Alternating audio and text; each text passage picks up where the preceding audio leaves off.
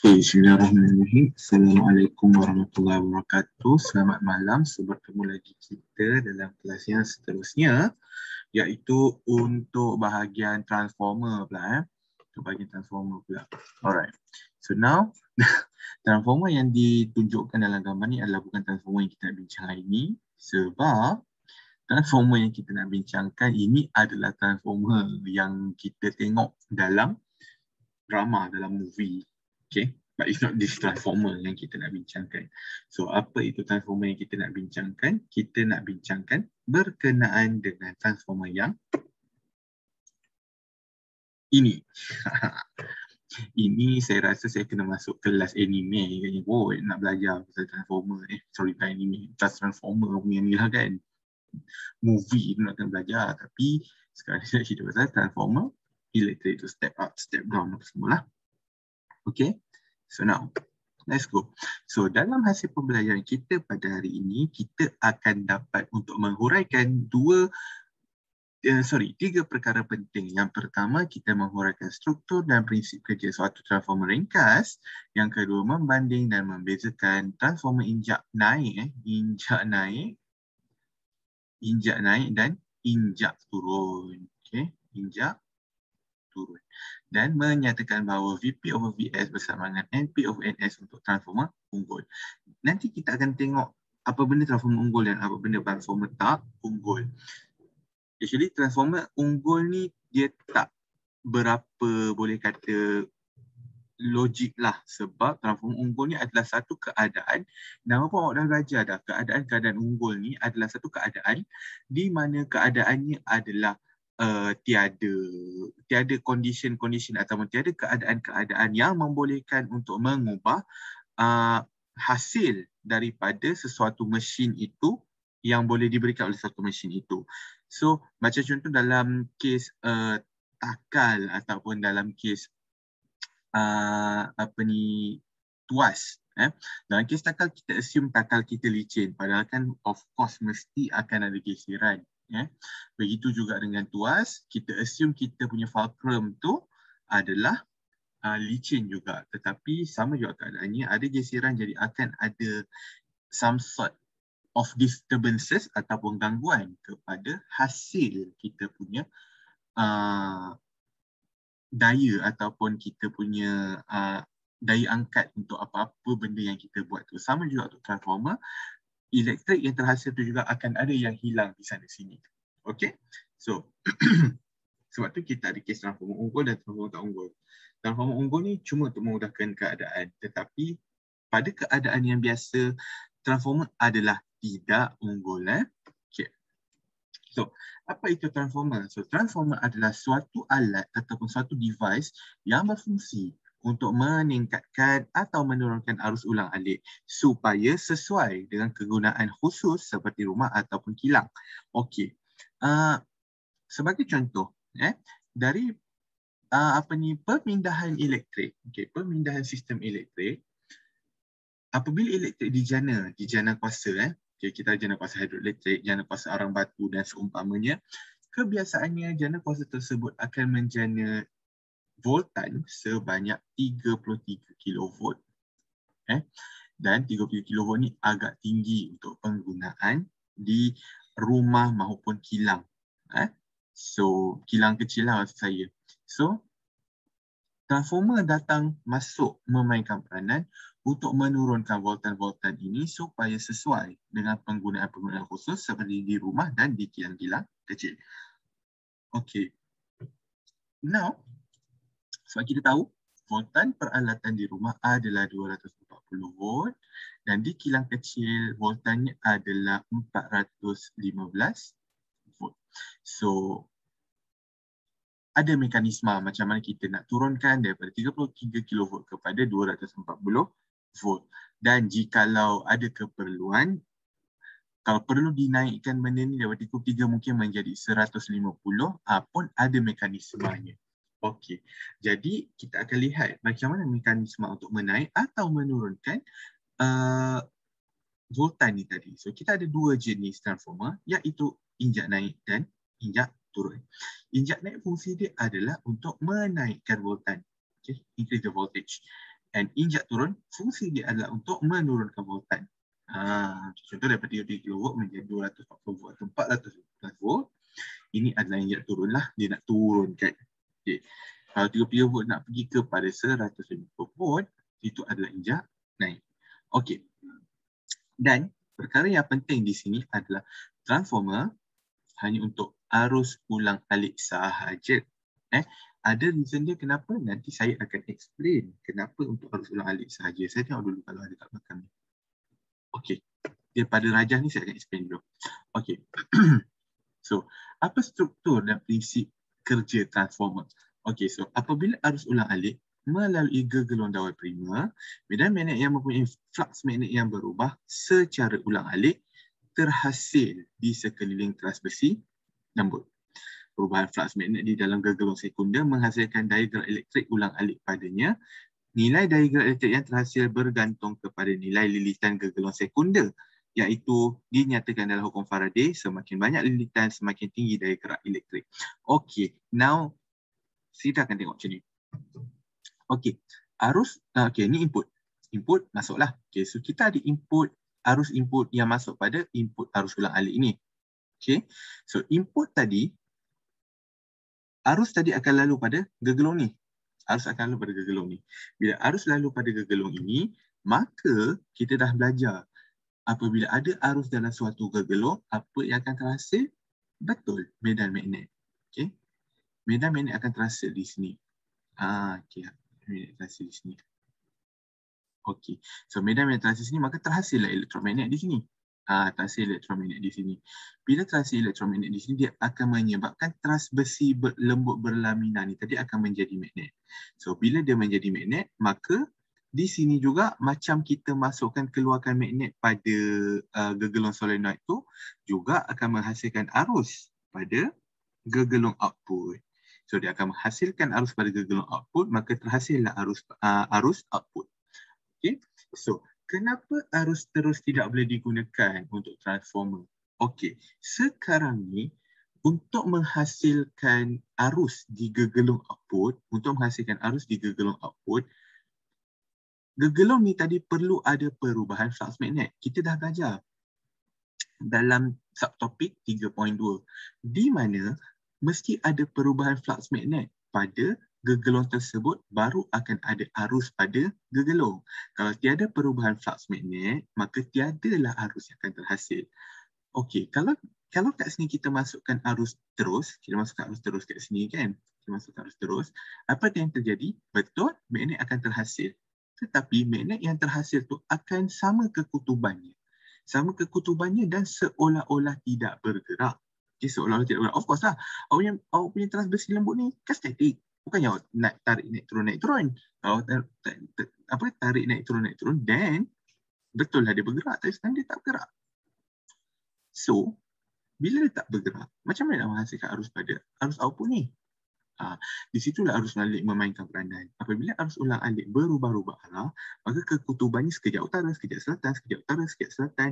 So di sinilah akan dikesan pada gegelung output sebagai pergerakan. Dia akan dikesan di gegelung output sebagai pergerakan.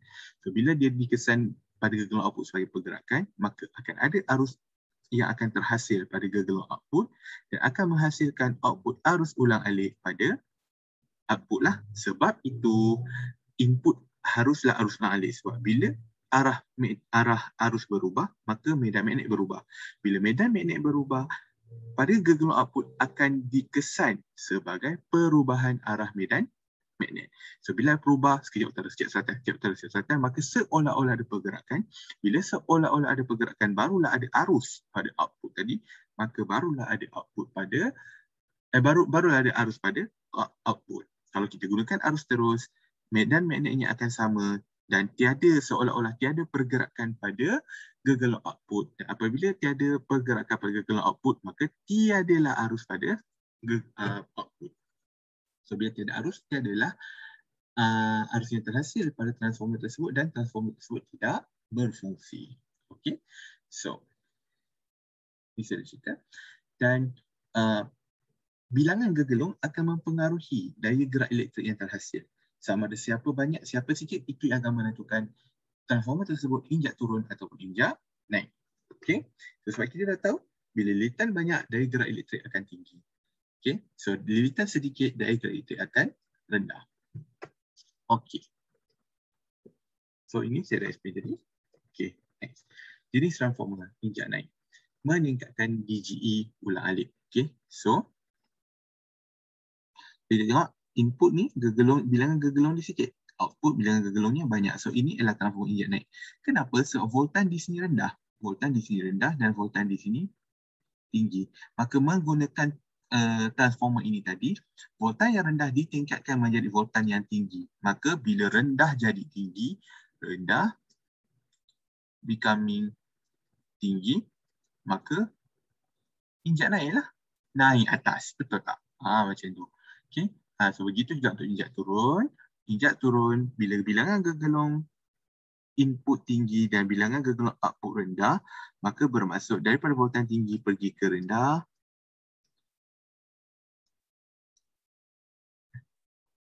maka kita menginjak turunkan voltan lah, kita kurangkan voltan. So di sini kita akan lihat bilangan gegelong sekunder lebih banyak daripada gegelong primer untuk injak naik, dan bilangan gegelong primer lebih banyak daripada gegelong sekunder untuk injak turun. Okay, alright. So, dalam penentuan voltan untuk input dan output, kita akan lihat pada formula ini. Iaitu formula ini adalah formula untuk transformer unggul. Transformer unggul.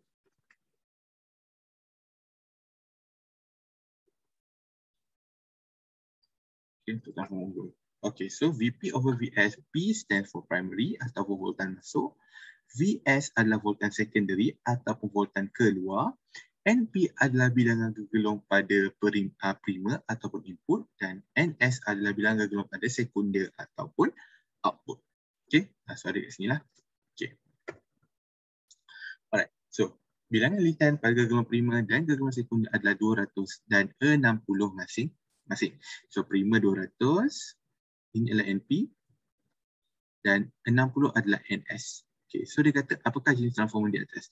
Awak tengok, NS lebih kecil daripada NP, betul tak? NS awak 60, NP awak 200. So NP lagi banyak daripada NS. So ini adalah transformer apa? Inilah transformer injak turun. Okay. So berapakah daya gerak elektrik ataupun voltan yang terhasil? Okay, so kita dah tengok input kita adalah 240 volt dan kita nak tahu berapa output kita. So menggunakan formula VS over VP sama dengan NP over NS. Okay. Ya, sorry.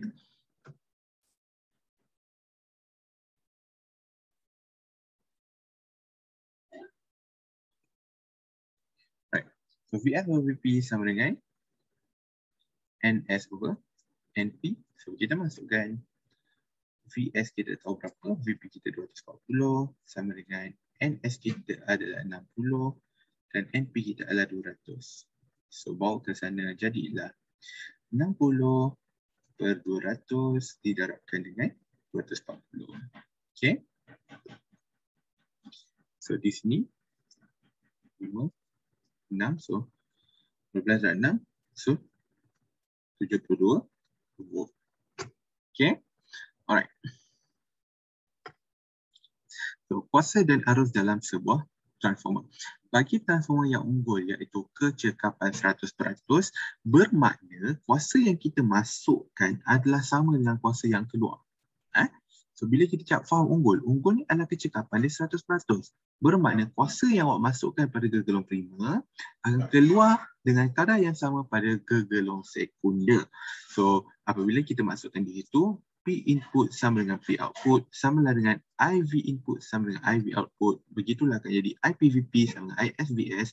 Dan bila disusun VP over VS sama dengan IS over IP. Ataupun kita dah tahu VP over VS sama dengan NP over NS. So kita boleh tukarkan jadi NP over NS sama dengan IS over IP. Okay. Di sini kita boleh gunakan untuk mencari berapa arus pada gegelong primer dan berapa arus pada gegelong sekunder menggunakan bilangan lilitan. Okey. So, seperti saya dah cakap awal-awal tadi, realitinya tiada transformer yang unggul dengan kecekapan 100%. Kalau dalam kes takal tadi dan juga tuas, kita ada kes melibatkan daya geseran yang menyebabkan takal ataupun tuas tersebut tidak cekap. Okay, tetapi dalam transformer, kenapa boleh menyebabkan kecekapan itu rendah adalah kerana kehilangan tenaga, iaitu tenaga bakal berubah kepada tenaga haba. Okay? Sebab kita tahu arus melalui, bila arus melalui, arus lalu, so bila arus lalu ni akan menyebabkan banyak apa orang kata, elektron-elektron yang mengalir itu semakin laju. Bila elektron-elektron tersebut lalu dengan laju, maka terjadi geseran di antara elektron-elektron tersebut. Bila terjadi geseran di antara elektron-elektron tersebut, maka akan berlakulah pertukaran tenaga daripada tenaga elektrik kepada tenaga haba. So, terbuanglah di situ. Tenaga kita nak tadi supaya kuasa masuk sama dengan kuasa keluar. So, tenaga masuk sama dengan tenaga keluar. Tapi disebabkan tenaga yang masuk tu ada yang dah bertukar kepada tenaga haba, maka berlaku kehilangan tenaga, kuranglah kecekapan dia. Okay. Alright. So ada beberapa faktor yang menyebabkan ataupun akan mempengaruhi kecekapan transformer. Iaitu yang pertama, kesan pemanasan dawai oleh arus iaitu disebabkan oleh rintangan gegelung menyebabkan kehilangan tenaga dalam bentuk haba. Sebab apa? Dalam kita nak buat wire transformer ni, of course kita akan menggunakan wire yang nipis sebab kita nak memaksimalkan bilangan gegelung. Kalau awak guna bilangan tebal, awak guna diameter tebal, kan dah kurang bilangan gegelung kan. So bila kita nak memaksimalkan bilangan gegelung, kita akan menggunakan wire yang nipis. Bila wire nipis, apa terjadi pada rintangan? Dah belajar dalam bab 3. Dalam bab 3 dah dikatakan bahawa apabila diameter rendah, maka rintangan akan jadi tinggi. So sebab itulah rintangan tersebut menyebabkan kehilangan tenaga dalam bentuk haba. Okay. Tetapi tiada pilihan untuk meminimalkan kehilangan tenaga elektrik dalam bentuk haba. Terpaksalah kita menggunakan dawai yang rendah rintangan, ataupun jika kita nak maintain menggunakan wire dengan diameter yang sama, gunakan jenis dawai yang rendah rintangan seperti kuprum dan seumpamanya. Tetapi kalau boleh gunakan dawai yang tebal supaya mengurangkan rintangan, dan apabila kurangkan rintangan, kurang tenaga haba, kurang tenaga yang hilang melalui haba. Okey. Seterusnya, arus pusar teraruh disebabkan oleh perubahan flux pada teras besi menyebabkan rintangan menjadi tinggi pada teras besi dan tenaga hilang dalam bentuk tenaga haba. Okey. Dia macam kalau awak buat teras besi awak menggunakan skeping macam ni. Okey. Ni macam ni kan. Okey, skeping macam ni tebal. Okey, awak guna ambil besi tebal terus macam ni. Tebal macam ni. Okey. So, fungsi asal teras besi ni adalah untuk kita memusatkan medan magnet. Supaya, saya lukis kat sini, aku tak nampak. Okay. So fungsi asal teras besi adalah untuk kita memusatkan medan magnet supaya dia dapat berkumpul. Okay, dapat berkumpul dan menyebabkan medan magnet tersebut tertumpu, dan bila medan magnet tersebut tertumpu akan kuatlah magnet ni. Itu fungsi asal untuk teras besi ni. Tetapi apa yang terjadi apabila kita gunakan teras besi yang sekeping ni, maka terlalu banyak medan magnet di sini menyebabkan ada arus pusar. Sebab dah banyak-banyak ni, maka akan terhasil arus pusar. Okay. Arus pusar. Bila arus pusar tu terhasil, dia jadi tinggi. Bila arus tinggi, apa jadi? Bila arus tinggi, maka kita dah tahu rintangan tu jadi tinggi. Maka berlaku kehilangan tenaga dalam bentuk haba di sini. Okay? Maka apa yang kita perlu buat? Kita elakkan penggunaan teras besi tebal ni. So kita nak buat apa? Potong nipis-nipis macam ni, dan pada antara setiap kepingan ni kita akan laminate atau kita akan balut teras besi ni dengan sesuatu untuk mengelakkan adanya conduction ataupun conductivity di antara kepingan-kepingan ni, Dan apabila kita mengelakkan adanya conduction ataupun pengaliran arus elektrik di antara kepingan ni, maka kuranglah arus pusat. Sebab arus pusat tadi disebabkan oleh kepingan besi yang tebal. Maka bila kita nipiskan arus pusat, medan magnet tidak tertumpu pada kepingan-kepingan ini. So, bila dia tidak tertumpu, maka kuranglah arus pusat. Sebab tu kita gunakan teras besi berlaminar. Kita buat nipis-nipis so that dia punya medan magnet tadi tidak terlalu bertumpu dan dan kita mengurangkan arus pusat yang terhasil. Bila arus pusat terhasil berkurang, maka kuranglah rintangan. Okay? Alright. Yang ketiga, proses magnet dan nyah magnet teras besi akibat perubahan arah arus. Yang ini, perubahan arah arus ni sebenarnya memang diperlukan. Seperti saya cakap tadi, kalau arah arus awak sama, takkan ada pergerakan yang pergerakan imaginary itu pada gegelung output. Bila tiada perubahan arah arus pada gegelung output, maka tiadalah arus output.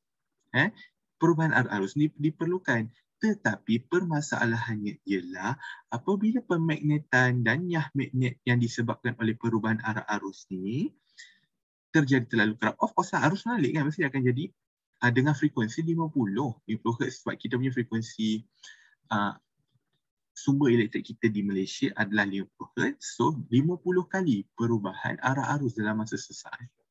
Bayangkan kalau awak guna 4 tahun, 5 tahun, dah berapa kali perubahan arah arus itu berlaku. So dia akan menyebabkan teras besi tersebut dah tak boleh nak pegang lagi medan magnet itu tadi. Okay? Dah kita kita magnet, nyah magnet, magnet, nyah magnet, magnet, nyah magnet, kan? So dia menyebabkan teras besi dah tak boleh nak memegang lagi medan magnet kita. Okay, dia dah tak boleh nak pegang. So transformer kita tak boleh pakai lah bila medan magnet dia dah tak boleh nak tumpukan. So apa yang kita buat? Okay, so permasalahan magnet dan nyah magnet yang kerap ni akan merosakkan teras besi ni apabila kita gunakan teras besi biasa. Teras besi biasa, dia susah untuk dimagnetkan, dia susah untuk dinyah magnetkan. So lama-lama bila banyak kali magnet dan nyah magnet akan merosakkan teras besi ni tadi. So apa kita buat? Gunakan teras besi lembut. Teras besi lembut ni lebih mudah dimagnetkan dan lebih mudah untuk dinyah magnetkan dan menyebabkan bila mudah magnet, mudah nyah magnet, maka kuranglah tegangan ataupun apa yang dirasai oleh teras besi tersebut yang boleh menyebabkan teras besi tersebut tidak boleh memegang lagi medan magnet tu. So kita nak mengelakkan histeresis ni lah. Macam tu. So kita gunakanlah teras besi lembut tu tadi. Okay. And finally, kebocoran flux magnet pada gegelung primer yang tidak memotong ataupun terkena pada gegelung sekunder. Okay, kalau awak tengok yang ini, transformer yang kita guna ni, nampak ni. Okay, kalau transformer dalam keadaan macam ni, awak tengok kat sini medan magnet dia jana. Medan magnet dia jana, dia pergi kat sini, dia pergi kat sini, dia pergi kat sini, dia pergi kat sini. So sama macam ni kat sini. Okay. So dalam perjalanan dia nak pergi ke sini ni, akan ada juga medan magnet kat sini. Akan ada juga medan magnet kat sini. So medan magnet kat sini ni apa jadi? Terbuang begitu saja sebab tidak digunakan. Tidak digunakan. So di sini yang kita panggil sebagai kebocoran flux magnet. So kebocoran flux magnet ni adalah sesuatu yang kita nak elakkan. Sebab benda tak baik. Hilang flux magnet ni, flux magnet ni adalah suatu jenis tenaga. Bila tenaga terbuang, maka apa yang awak letak pada input akan keluar pada output. So, membazir. Maka apa yang kita perlu buat adalah terlebih. Okay, so kita perlu buatlah, kita overlapkan. Kita overlapkan gegelung primer dan gegelung sekunder supaya medan magnet yang dijana pada gegelung primer terus dapat pada gegelung sekunder. So, apa yang medan magnet dijana oleh gegelung primer dapat dipotong secara terus oleh gegelung sekunder. So, mengurangkan kehilangan tenaga. Kita tak boleh nak katakan menghilangkan kehilangan tenaga tu sebab still ada faktor-faktor lain yang boleh menyebabkan kehilangan tenaga tu. Jadi, kita just boleh mengatakan boleh mengurangkan kehilangan tenaga atau mengurangkan kehilangan flux magnet. Okay.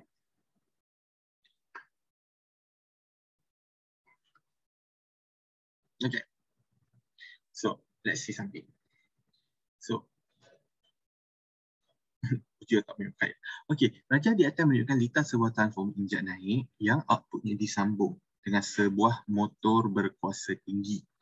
Bekalan kuasa yang dibekalkan adalah 240 volt dan beza keupayaan merentasi motor adalah 1400 volt. Diberi bahawa lilitan gegelung prima adalah 100 dan kuasa motor itu adalah 1000 watt. Okey, so dia tanya, berapakah bilangan lilitan gegelung sekunder? Okey, berapakah bilangan lilitan gegelung sekunder? So di sini kita gunakanlah formula Vs over Vp sama dengan Ns over Np. So menggunakan formula ini, Vs kita adalah 1400 dibagikan 240 volt sama dengan Ns kita adalah tak tahu dan dibagikan dengan 100 gegelung prima. So 1400 dibahagikan dengan 240, awak akan dapat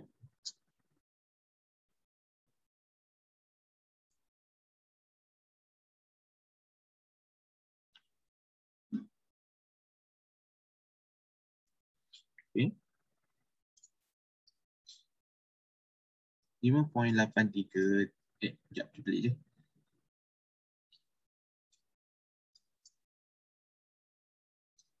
Ratus bagi 240 darab 100.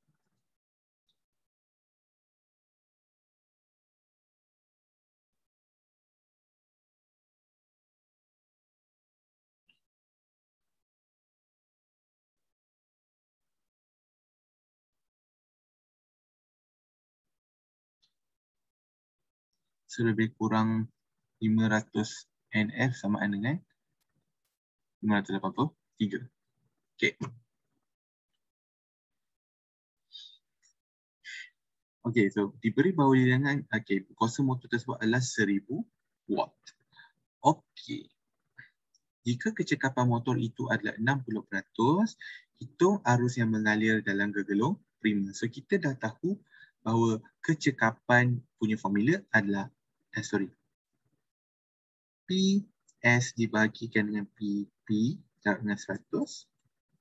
So bersamaan dengan dia dah kata 60%. Okay. So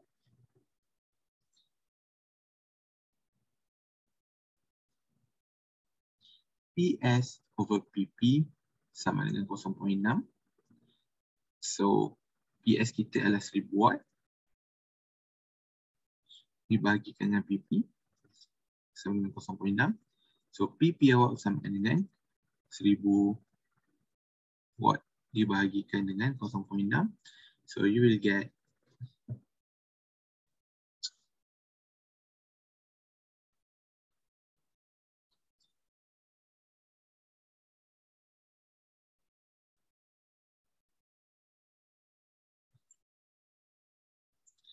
1666.67. Okay, watt. So VP IP bersama dengan 1666.67. Iaitu VP itu adalah 240 volt. IP sama dengan 1666.67. So carilah IP. IP sama dengan 240 bagi dengan 1666.67. Okay, so kita bagikanlah. So kita akan dapat IP kita adalah sama dengan 0.14 ampere. Okay, macam tu je.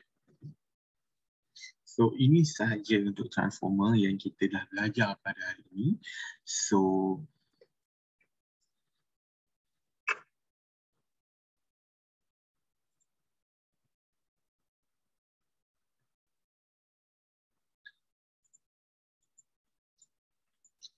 seterusnya kita akan lihat pada aplikasi transformer. Okey. Transformer banyak digunakan dalam pelbagai aplikasi dalam kehidupan seharian. Contohnya, awak tengok video ni dengan menggunakan iPad ataupun handphone ataupun tablet. Okay. So, tablet-tablet awak tu semuanya dijana dengan menggunakan bateri-bateri yang biasanya menggunakan 12 volt ataupun 24 volt dan seumpamanya. Okay. 12 volt dan seumpamanya. Plug awak akan keluarkan 240 volt. So di sinilah peranan transformer daripada 240 nak pergi ke 12 atau 24 ni menggunakan transformer. Menggunakan transformer. Selain itu, kita akan tengok juga bagaimana transformer digunakan dalam pengaliran ataupun pemindahan voltan daripada jana kuasa kepada rumah kita. Dan kita akan tengok yang dipanggil sebagai rangkaian vid nasional. Okay, alright. So, yang pertama dalam penjanaan tenaga elektrik, kita menggunakan beberapa jenis sumber. Iaitu yang pertama, kita menggunakan tenaga nuklear, tenaga angin, tenaga air, tenaga ombak, tenaga biogesim, tenaga solar dan gas asli. Okay, tenaga nuklear ni apa benda? Okay, tenaga nuklear adalah suatu cara penjanaan tenaga di mana hilang pula. Tak ada. Okay. Di mana, okay, sekarang ni kita ada bahan api di sini. Contohnya kalau dengan nuklear ni kita ada nuklear lah dalam ni. Nuklear ni kita jalankan tindak balas nuklear. Kita jalankan tindak balas nuklear dan tindak balas nuklear tersebut akan memanaskan air. Bila panaskan air akan ada wap. Wap tersebut akan memutarkan turbin ni tadi. Dia akan memutarkan turbin. Bila memutarkan turbin, turbin ni disambung dengan penjana. Penjana ni di mana kita belajarlah dalam penjana arus ulang alik tu. Macam mana dia buat? Okay, dan tenaga yang terjana akan dimasukkan kepada transformer dan dialirkan ke grid ni tadi dan sampailah ke rumah ataupun kilang. Okay. Kalau hidroelektrik dia menggunakan air ni tinggi. Bila air tinggi bermakna apa? Tenaga keupayaan dia tinggi. Okay, tenaga keupayaan tinggi. Bila tenaga keupayaan tinggi, kat sini tenaga keupayaan rendah. So, bila tenaga keupayaan tinggi sini, tenaga keupayaan di sini rendah, so dia turun. Bila dia turun dengan sangat laju, dan dia akan putarkan penjana ni tadi. Putarkan laju, kat sini pun ada penjana dia. So, penjana ni tadi akan dialirkan melalui transformer dan dimasukkan ke kabel penghantaran elektrik. Prinsip jana kuasa bahan api adalah kita menggunakan bahan api untuk memanaskan air. Kita panaskan air. So, bila kita panaskan air, kita akan memutarkan turbin dan disambungkan penjana. Dan penjana inilah akan menghasilkan tenaga elektrik. Okay. Itu adalah jana kuasa bahan api. So, jana kuasa bahan api ni, inilah dia. Nuklear. Okay. Biogesim dan gas asli. Biogesim ni apa benda? Biogesim ni ialah tai-tai baja tu, kita lakukan penguraian ke atas tai-tai itu tadi, so dia akan menghasilkan haba. Haba yang dihasilkan tadi digunakan untuk memanaskan air itu dan memutarkan turbin. Begitu juga dengan gas asli. Gas asli macam kita masak lah. Kita bakar gas asli atau diesel tu dan bila terhasilnya haba tersebut digunakan untuk memanaskan air dan air tersebut akan memutarkan turbin. Okay, jadi kita tengok macam mana air. Kalau angin ni digunakan untuk memutarkan turbin, biasanya dia guna kincir angin lah. Kincir angin, ni biasa kat Belanda banyak guna. So angin dia tu laju, dia putarkan kincir angin ni dan belakang kincir angin ni akan ada turbin. Akan ada penjana. Ada penjana. So di sini penjana ni akan bersambung dengan transformer dan dia akan dialirkan ke tempat lain. Begitu juga ombak, cuma ombak ni dia punya turbin tu lain sikit. Tak saya turbin dia macam ni. So dia akan ke atas, ke bawah, bila ombak datang. So bila dia datang ke bawah, maka pergerakan tersebut akan memutarkan penjana lah. Dan akan memutarkan penjana dan akan menghasilkan tenaga elektrik. So begitu juga dengan solar. Cuma solar ni lain sikit. Solar ni akan menggunakan suatu panel yang apabila cahaya terkena pada panel ini. Apabila cahaya terkena pada panel ini, dia akan menyebabkan suatu tindak balasan dalam panel ini dan akan menghasilkan tenaga elektrik. Macam tu. Okay?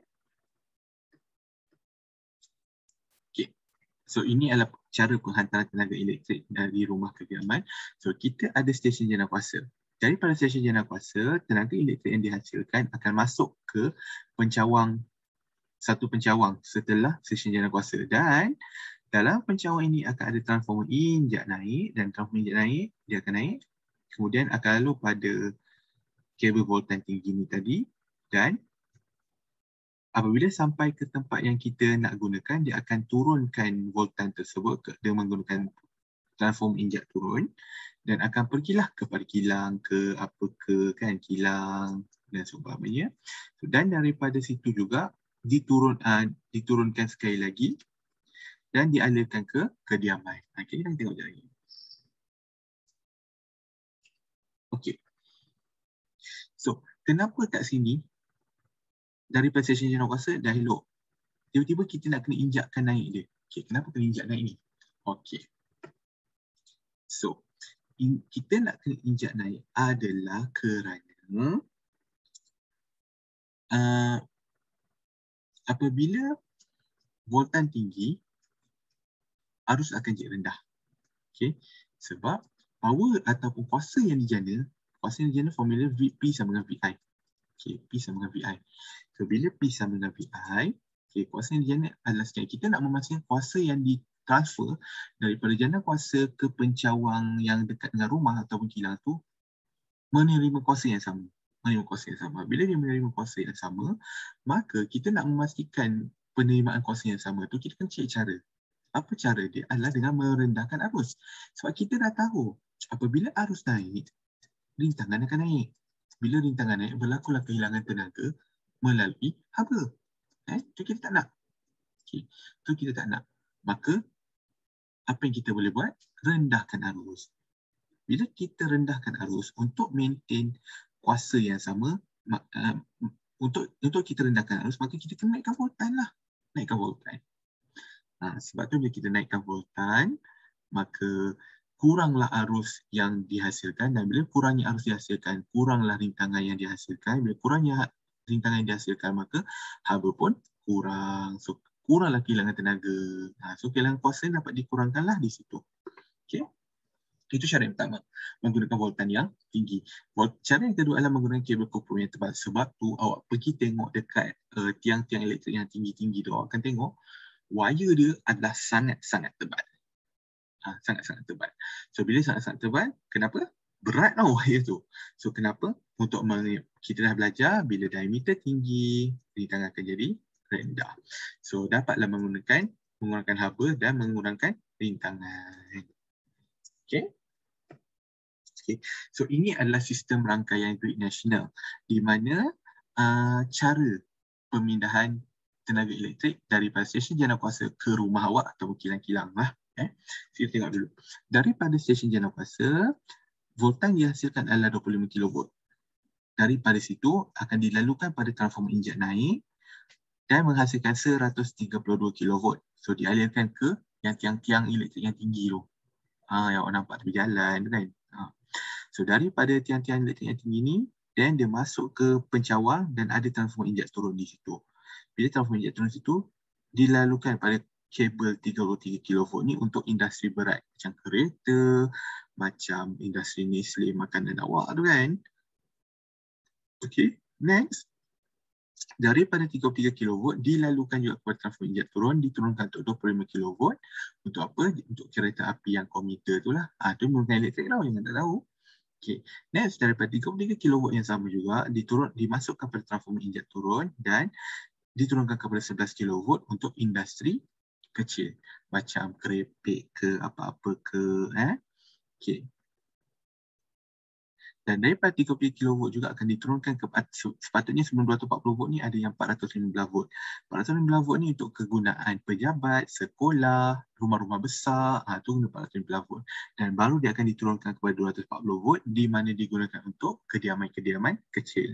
Seperti rumah pangsa, rumah teres kecil dan seumpamanya. Okay. So, apakah kelebihan sistem rangkaian grid nasional? So, kos penjanaan kuasa elektrik dapat dikurangkan. So, saya dah cakap tadi, sebabkan kita dah kurangkan kehilangan tenaga, maka kuasa yang ditransfer tadi, kuasa yang dipindahkan tadi, kita hantar 10, kita mungkin dapat dalam 9 ataupun 8. So, okeylah, kurang kehilangan tenaga. So, kuranglah pembaziran kewangan di situ. Okay. So yang kedua adalah bekalan elektrik dapat disediakan secara berterusan sebab sistem yang teratur. Sistemnya pun lain-lain. Dia menggunakan litar selari. So bila dia menggunakan litar selari, maka tak adalah kalau satu putus habis satu negara gelap kan.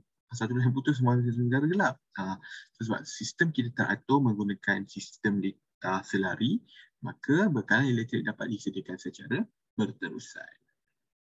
Yang ketiga, stesen jana kuasa dapat dibina di kawasan jauh. Sebab tu kita menggunakan, kita naikkan voltan dan seumpamanya tadi. So kita boleh transfer tenaga walaupun jauh, kita akan still dapat tenaga tu tadi. So stesen jana kuasa dapat dibina di kawasan jauh. Sebab apa? Stesen jana kuasa di Malaysia ni yang pertama kita guna hidroelektrik. Hidroelektrik apa punya kriteria?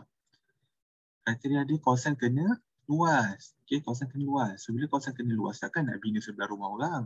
Habislah hilang rumah orang tu. Tu belum cerita lagi pasal kalau empangan tu roboh, tak tenggelam rumah awak lagi. Tu satu. Yang kedua, kalau awak guna jana kuasa gas asli akan menghasilkan asap.